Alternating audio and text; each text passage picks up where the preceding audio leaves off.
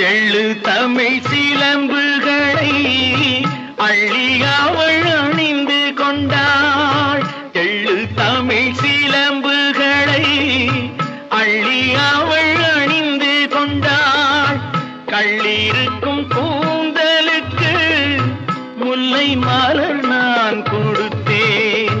வானவெளியில் இதம் இதம் சோலை வெளியில் சுகம் சுகம் காதல் மன்னாவா சிந்து நதிக்கரை ஓரம் அந்தி நேரம் எந்தன் தேவன் ஆடினான்.